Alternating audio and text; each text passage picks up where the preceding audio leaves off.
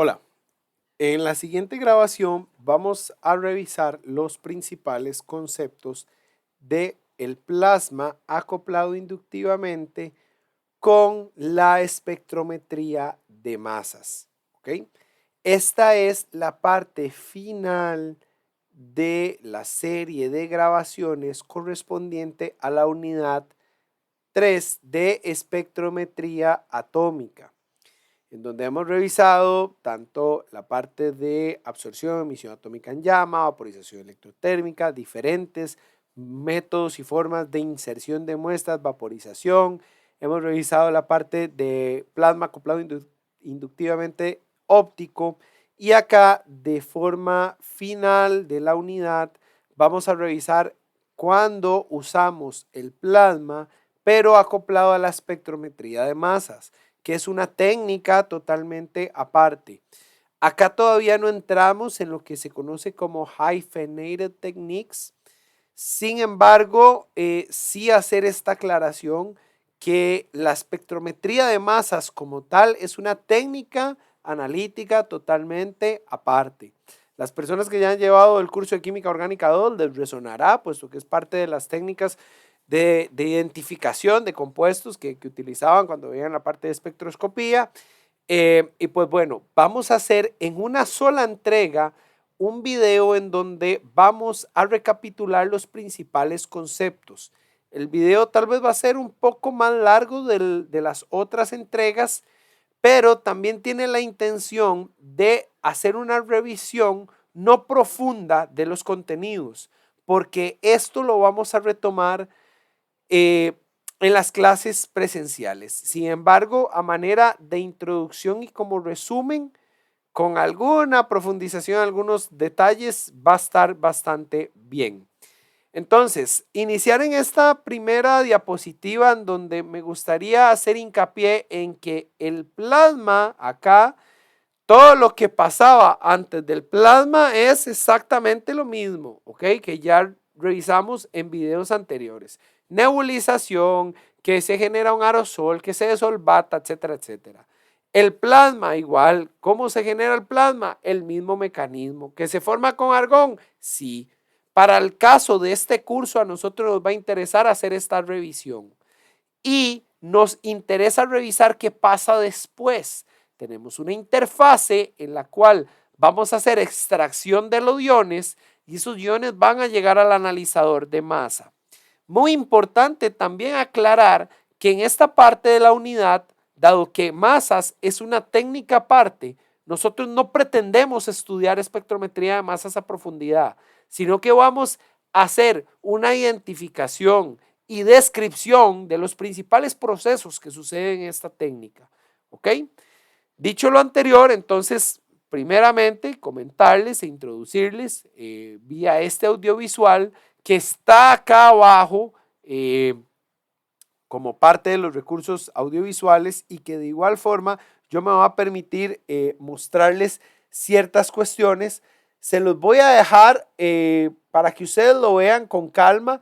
Es un video secuencial bastante interesante. Ahí les narran ciertas características, pero yo lo que quiero es hacer un seguimiento de la muestra para que ustedes me entiendan, al igual que como lo hicimos en otros casos, para que ustedes me entiendan de qué va el asunto. Bueno, el ICP, tal y como ya ustedes lo conocen, la bomba peristáltica, el nebulizador, etcétera, ¿ok? Saben que estos videos son promocionales, que vean que el ICP es más pequeño, que etcétera, ¿ok? Esta parte no nos interesa tanto ahondarla, insisto, me interesa que le demos seguimiento a lo que le va a pasar al analito. Ya todo esto ustedes lo conocen. La bomba peristáltica ayuda a ingresar la muestra a través del nebulizador. Se van a formar gotas que se depositan para que solo pasen las gotas más finas.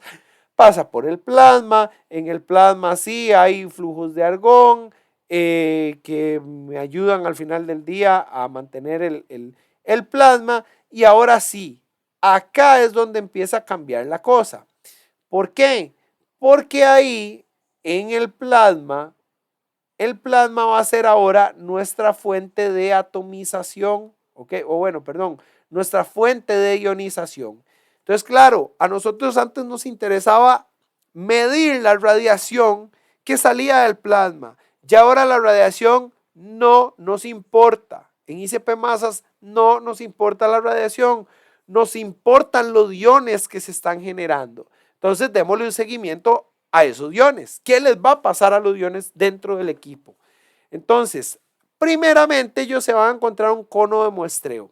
Un cono de muestreo, igual ahí tengo varios, se los voy a llevar, todo el museo de docencia que tenemos ahí. Es como una moneda de 500 colones o tal vez más pequeña, como una moneda de 100 colones, tiene una forma cónica, ¿ok?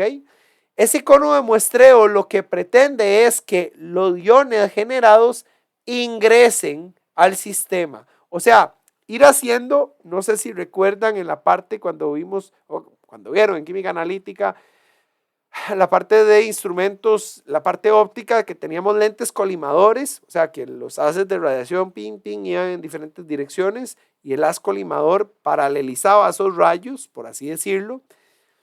Los lentes, el cono de muestreo y los que estaban aquí previamente, porque aquí ya me pasó a los lentes de extracción. Aquí antes me habló de un skimmer cone, ¿ok? Ese skimmer cone viene siendo igual como un conito más pequeño, tal vez 10 veces menos el diámetro del cono de muestreo.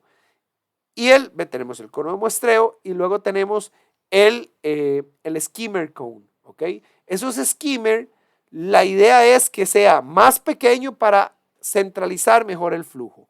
Vienen los lentes de extracción. Noten aquí algo muy importante. No puede ser. Ojo, note acá algo muy importante. Vean que hay flujo que sube y hay otro flujo que baja.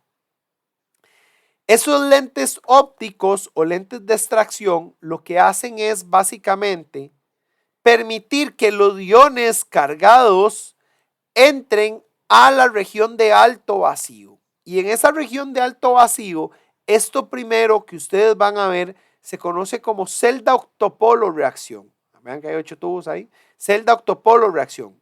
Entonces alguien me va a decir, pero son toque, ¿qué era lo que entonces se estaba yendo aquí? Acá lo que se están yendo son, o sea, lo que sigue la dirección recta, son partículas neutras y fotones, básicamente. Lo que es cargado es lo que va a ser extraído por esos lentes iónicos para meterlo a la región de alto vacío que pase a la celda octopolo reacción, y en la celda octopolo reacción vamos a eliminar interferencias poliatómicas, ¿ok? Iones poliatómicos son lo que principalmente se van a eliminar. ¿Qué hay en esa celda octopolo reacción? Vamos a detallarlo más adelante, pero usualmente lo que se da es un mecanismo de colisión, es una celda de reacción en donde usualmente usamos un gas inerte tipo helio para que, como vieron ahí, ¿verdad? Si ustedes notan, ahí van iones, pim, pim, van pasando, van algunos iones que son, ojo, que son poliatómicos. ¿Qué pasa? Cuando ganan más masa, como estos puntitos blancos que estamos viendo acá, cuando ganan más masa debido a ese helio o a otro gas que se puede utilizar, ellos empiezan a perder energía y entonces no pasan hacia la siguiente etapa, que la siguiente etapa es el analizador de masa. Entonces, la celda octopolo reacción, en síntesis y a grandes rasgos, el objetivo que tiene es eliminar interferencias poliatómicas. Una vez que sale de la celda octopolo reacción, se dirigen al analizador de masas. Ojo, el analizador de masas puede ser diferente. Hay analizadores de doble enfoque, hay analizadores de tiempo de vuelo, pero el más usado en la parte de ICP es el analizador cuadrupolar. El doble enfoque, el tiempo de vuelo, los vamos a retomar luego cuando en las unidades que siguen, que son de las de cromatografía, pues adivinen, como les decía, espectrometría es una técnica aparte. Hay detectores, bueno, no me gusta decirle detectores, pero se acopla la técnica cromatográfica con la técnica espectrométrica de masas. Entonces sí se utilizan otro tipo de analizadores de acuerdo con mis necesidades. Pero al menos acá en ICP lo que más se va a utilizar es el analizador cuadropolar. ¿Ok? ¿Qué vemos en el analizador cuadropolar?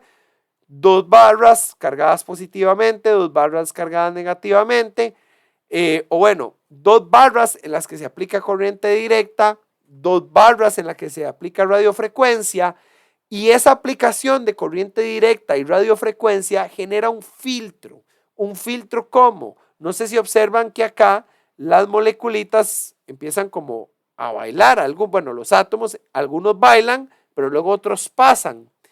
Lo que me genera es un filtro de masas, por eso se llama analizador de masas. En ese filtro de masas, voy a volverme un toque, la forma en cómo se separan es porque dependiendo de la corriente, dependiendo de la radiofrecuencia, se genera un campo eléctrico en el cual algunas masas van a pasar y otras masas se van a eliminar. Entonces, dependiendo del momento en el que yo lo ponga, ¿verdad? O sea, la combinación, genero un tipo de filtro de ciertas masas y permito que continúen. Ojo, error garrafal y típico. El cuadropolo no es el detector. El cuadropolo es el analizador de masas.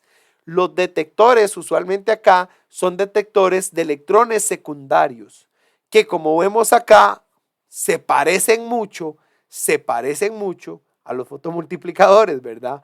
Pero recuerden, aquí ya no estamos hablando de fotones, ¿verdad? Aquí ya los fotones no existen, ¿ok? Aquí en la parte de masas los fotones no existen. Entonces, les recomiendo darle una revisadita a ese video con calma, tranquilidad y demás. Y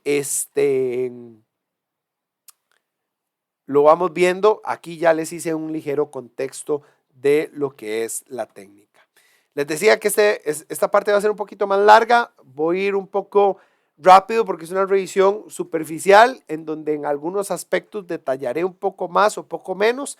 Esto en aras de que ustedes puedan revisarlo previo a la sesión presencial en donde nos reincorporamos y que entonces ya tengamos una base de todos los conceptos y contenidos de esta unidad. Hay diferentes tipos de espectrometría de masas, como les decía, no voy a ahondar mucho en ello. Lo que nos interesa a nosotros entender es que acá vamos a revisar los principales conceptos de ICP masas.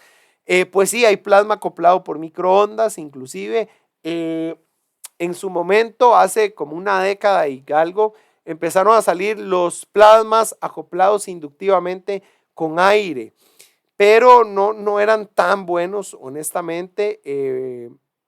Y bueno, hay diferentes rendimientos acá y para efectos del curso no nos interesa discutir tanto esto, puesto que lo que más vamos a encontrar en la calle, en investigación y demás, va a ser la técnica de ICP masas. ¿Ok? Acá mostrarles esta tabla de potenciales de ionización para demostrarles el hecho de que el plasma acoplado inductivamente con argón acá es fenomenal, en el sentido de que noten que más arriba del argón en potenciales de ionización, solo el helio y solo el neón. Aquí mato dos pájaros de un tiro. Les decía que el octopolo celda reacción utiliza un gas inerte, como el helio, o puede usar una mezcla de otros gases. Vean que el helio tiene un potencial de ionización más alto. Entonces, vienen moléculas ionizadas, al helio no le importa, el helio nada más se va a pegar a ese ion poliatómico, le va a generar más masa y va a hacer que el mismo caiga. ¿Ok? Otro detalle, el argón si se ioniza, me ioniza el resto de la tabla periódica básicamente, ¿verdad? Entonces el plasma es una muy buena fuente de ionización. Procesos que ocurren, como les decía, todo lo que ocurre en el plasma, en la parte óptica, ocurre acá, ¿ok? Que se genera un aerosol, que se desolvata, etcétera. Todo eso va a ocurrir. Lo que nos va a interesar es lo que pasa después del plasma. Entonces podemos examinar un poco estos componentes.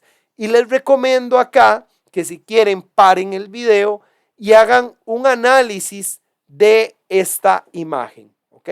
Como les decía, todo de aquí para atrás ustedes ya lo conocen. Del paso 3 para atrás ustedes lo conocen.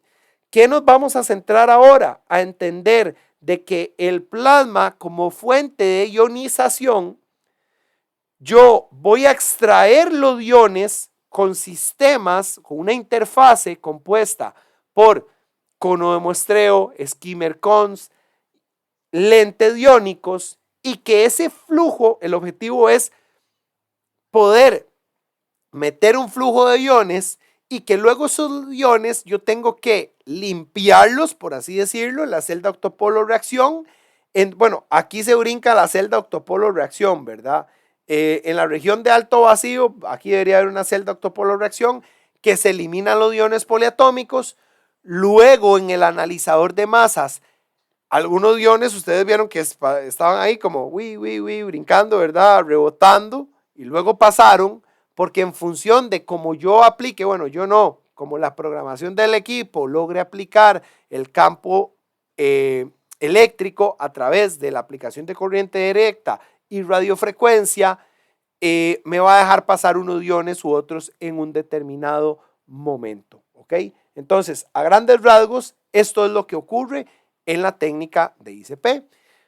Recomendación, tratemos de identificar estas partes, ¿verdad? Pausen el video y revisémoslas. Vean que no tienen nombre, ¿verdad? Es lo mismo que les acabo de mostrar anteriormente. Lo vemos acá otra vez, ¿verdad? Insisto, la antorcha, todo esto ya sabemos qué es lo que sucede.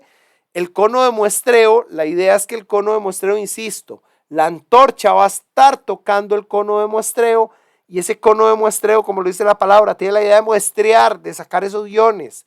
El skimmer con, dado que es 10 veces menos el diámetro, va a sacar aún así el flujo de iones más central, más limpio, por así decirlo. Pero a pesar de eso, yo ocupo con los lentes de extracción a la región de alto vacío pasarle solo los iones. Y esto lo hago por un off-axis que voy a tener, o sea, un desfase de eje, para que lo que no sea iónico no pase a la región de alto vacío, o sea, fotones, moléculas neutras, y que a la región de alto vacío, a la celda de colisión o a la celda de reacción, solo pasen los iones. Se limpia los iones poliatómicos y lo paso al analizador de masas para que al final me llegue al detector. Ese en síntesis vendría siendo mi esquema instrumental en el ICP con masas, ¿ok? El sistema de muestreo, como les decía, yo les voy a llevar unos conos de muestreo y unos skimmer que tengo por ahí, además de la antorcha y lo que ya les he venido comentando. Típicamente el diámetro del orificio tiende a ser 10 veces menos el del skimmer con, entre 10 veces, una reducción del 60%, aunque sea. Usualmente están construidos de níquel y platino. Eso va a estar muy determinado por el tipo de metales. Hay metales que no pueden ser, evidentemente analizar níquel con conos de níquel no va a ser posible. Hay metales que van a tener ciertos problemitas si se usa uno u otro material. A pesar de que son orificios muy pequeños, virtualmente resisten a lo que es la obstrucción, que esa es una de las preguntas muy interesantes, y esta es una de las imágenes. El cono de muestreo y el skimmer antes y después de aspirar durante una hora una disolución de agua de mar. Vean que prácticamente no tenemos obstrucción de esos diámetros, ¿verdad? Como les decía, este es el plasma, entonces el plasma usualmente va a pegar a ese cono de muestreo. El centro lo llamaríamos como el chorro supersónico de iones, en el cual pasa un flujo, y en el skimmer, este skimmer, entendámoslo, no sé si han visto, para hacerles la analogía que no se les olvide, cuando ven en el supermercado leche descremada, dice como skim milk. Entonces ese skimmer, entendámoslo como un desnatado del flujo, del chorro supersónico de iones, para centrarme en un flujo más central, ¿ok? Insisto, vea que son re chiquititos, como una moneda, de verdad, como de 100 colones. Se los voy a llevar, se lo prometo, ahí tengo varios, para que los palpemos y demás, ¿ok? Los lentes de extracción, insisto, la idea es, ya una vez que pasaron el flujo por el muestreo y los skimmer, yo poder eliminar esas cuestiones que me generarían un ruido espectral innecesario. Fotones, moléculas neutras, proteger en sí a la región de alto vacío donde está el octopolo y el cuadrupolo de sustancias complejas que no me van a aportar a nada. ¿Ok? En lo que respecta digamos, a ese sistema, usualmente siempre hay una configuración off-axis para ayudar a que esas sustancias tengan una desviación natural de ese flujo. ¿Ok? Esta parte sí no la tengo, he tratado de conseguir una, pero no la tengo, se las quedaría debiendo. ¿Ok? En el octopolo, ¿cuál es la idea? Ya una vez que me garanticé que solo me va a pasar iones. En el octopolo, la idea es eliminar iones poliatómicos. Y ustedes van a decir, pero ¿por qué iones poliatómicos? Porque recuerden que sí, el plasma es muy caliente y todo lo que ustedes quieran, pero igual no es que es libre de interferencias. Profe, pero es que usted dijo que había menos interferencias porque era más caliente. No, vamos a ver, no libre, con menos, pero no libre, ¿ok? El mismo argón, por ejemplo, aquí hay algunos ejemplos, valga la redundancia, de algunos elementos y sus interferencias más comunes. Entonces, la idea es poder eliminar esas interferencias poliatómicas en esa celda octopolo reacción, ¿ok? Hay otro tipo de interferencias, ¿verdad? Bueno, estas interferencias las llamamos interferencias isobáricas, ¿verdad? Porque son interferencias por la misma masa. Entonces, de ahí, dado que el analizador de masas lo que detecta son conteos de relaciones masa-carga que le llegan, de allá le llega una relación masa-carga 56, pero de ahí esa relación masa-carga 56 es del hierro o es de una molécula conformada, un ion poliatómico conformado por calcio y oxígeno o por argón y oxígeno, no sabemos, entonces hay que eliminarlas, ¿ok? Usualmente esos solapamientos isobáricos van a ser un poquito más fáciles de corregir, se pueden corregir con soluciones blanco, ¿verdad? Pero bueno, la idea siempre es que ese sistema también me ayude a limpiarlos, ¿ok? Hay otras interferencias poliatómicas, ¿verdad? El nitrógeno, óxidos nitrosos, oxígeno, entre otros. Acá se los dejo con sus respectivos interferentes, ¿ok?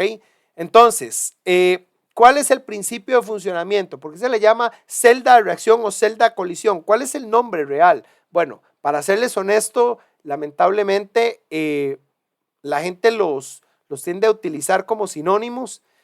Lo que más se ve en la literatura y en los fabricantes es que dicen ORS, que sería sistema de reacción octopolar, ¿ok? El sistema de reacción octopolo, valga la redundancia, lo que hace es generar reacciones, pero dependiendo del gas que usted ponga, puede que no se generen reacciones, sino que nada más se generen colisiones, ¿ok? Entonces, en síntesis, ¿cuáles son los principales mecanismos de operación? Colisión o reacción. Si yo utilizo helio, va a funcionar por colisión, y en la colisión o me disocia el ion poliatómico o me le discrimina energías, que es lo que vimos en el video anteriormente. O sea, los analitos van cayendo, ¿ok? Y no me permite llegar al sistema cuadrupolar. O bien, puedo operar con dos gases, el hidrógeno o el amoníaco, y aquí sí se genera reacción. Entonces, o se da una transferencia de la carga o se da transferencia de átomos. Vamos a explicarlo con imágenes. Colisiones con helio. ¿Cuál sería la disociación? Tengo una interferencia de un ion poliatómico entre argón y cloro. El helio colisiona con esa molécula poliatómica y plim, se separaron. Ya no tengo ion poliatómico, ¿ok? Entonces, el arsénico, que sería el que me generaría, el ion poliatómico, argón, cloruro, generaría interferencia con el arsénico, en una masa, relación masa-carga aproximadamente de 75. Pero con esa colisión ya no tengo ese interferente poliatómico. Discriminación de energías, el que vimos en la imagen. Viene, el helio pega con esos iones poliatómicos. Profe, ¿se pueden perder monoatómicos?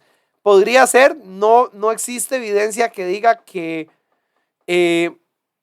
del todo no se va a generar, sería muy difícil, pero es menos probable por masas, porque recuerde que es discriminación de energía. Profe, pero la masa es la misma. Sí, pero el volumen de la molécula es diferente.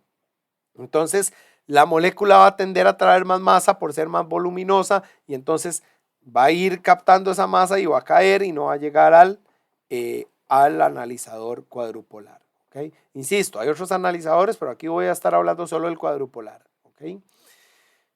En modo de reacción, insisto, con helio solo trabaja en modo colisión, con hidrógeno o con amoníaco puede trabajar en modo reacción. Entonces, en modo reacción, básicamente, que lo que hace es transferir átomos.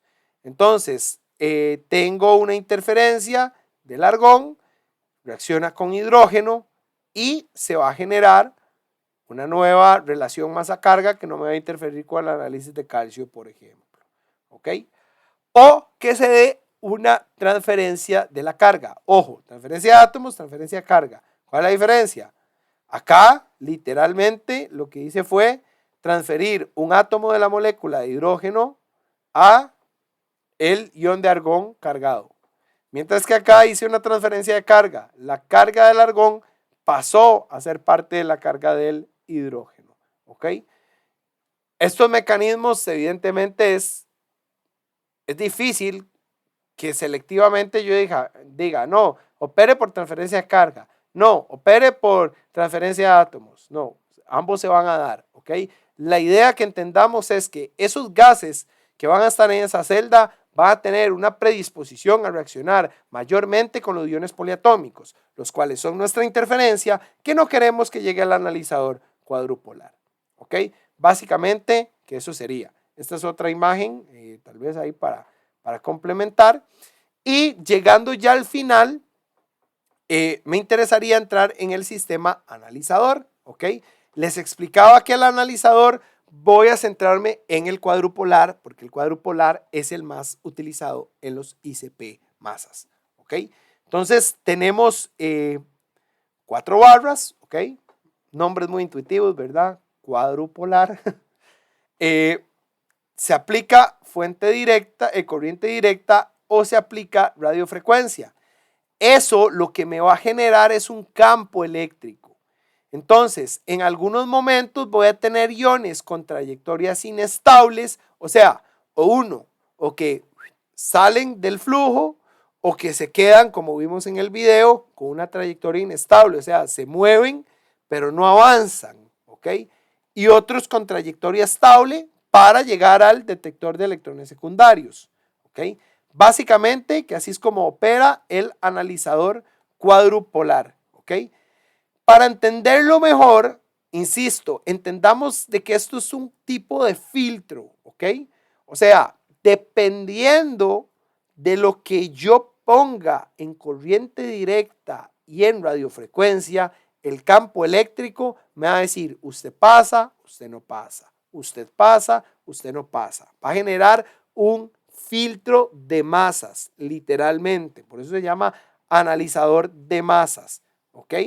Les voy a dejar este audiovisual. Este audiovisual lo explica gráficamente muy bien, que junto con lo que les acabo de explicar y las imágenes, creo que podemos complementarlo bastante bien. La pregunta que usualmente surge es, profe, pero si yo estoy analizando varios elementos con diferentes masas, ¿cómo hago? Usted no tiene que estar ahí como que si fuera un DJ, ¿verdad? Subiendo altos, subiendo bajos, no, volumen, cambiando canción, no. Usted simple y sencillamente la programación del software lo va a hacer de forma automática, ¿ok? Va a ir haciendo cambios para que ese campo eléctrico vaya siendo modificado con respecto al tiempo y vaya dejando pasar diferentes masas, ¿ok? El detector de iones, ¿verdad? Que, ojo, el detector no es el analizador de masas, ¿verdad? El analizador de masas me deja pasar las masas. El detector como tal es un detector de iones, un multiplicador de electrones secundarios. Vean que se parece mucho a los fotomultiplicadores, pero no son fotomultiplicadores. Cuidado ahí. El detector de electrones secundarios, ¿ok? Ya para finalizar, el sistema doble enfoque se basa en algo muy similar a lo explicado anteriormente, pero de forma separada. ¿En qué sentido? En que tiene un sector magnético, ¿ok? O un sector eléctrico y un sector magnético. Pero en principio, insisto, la generalidad es lo que nos importa, entender el funcionamiento general, entender que en el plasma o en la técnica de ICP, yo tengo al plasma como dado esas características tan buenas que ya habíamos discutido, ¿verdad? De altas temperaturas, que me ioniza bastante, que me elimina interferencias, lo tengo como una muy buena fuente de ionización. Voy a tener una interfaz cuyo objetivo es poder extraer ese chorro supersónico de iones, ¿verdad? Pasarlos a un sistema en donde me limpie el flujo de esos, donde se me limpia el flujo de esos iones, ¿ok? Poliatómicos que pueden generarme interferencias, y luego que me sea pasado a un analizador de masas. O sea, ya una vez el flujo de iones separado, ahí todos mezclados, ir separando sus relaciones masa-carga para detectarlos de forma ordenada. ¿Ok? Básicamente como que si yo tuviera una mezcla de Legos y yo quisiera empezar a separarlos por color. ¿Ok? Entonces empiezo a elegir, me centro solo en sacar rojos, me centro luego en sacar azules, luego morados y así sucesivamente. ¿Ok? Esa es la idea de los analizadores de masa. ¿Ok? Y hasta acá llegamos con la presentación. Como les decía, era una revisión rápida general de la parte de masas para tener la antesala y abarcar bastante las dudas en las sesiones presenciales. Les voy a dejar este ejercicio para que por favor lo hagan. Háganlo, tratemos de hacerlo hasta donde podamos, lo que recuerden de la unidad de inducción y repaso, de cómo tratar el estándar interno. Y lo vamos a estar revisando en secciones, vamos a ver en las sesiones presenciales. Muchísimas gracias, espero que estas grabaciones hayan sido de ayuda y nos estamos conversando y escuchando. Saludos.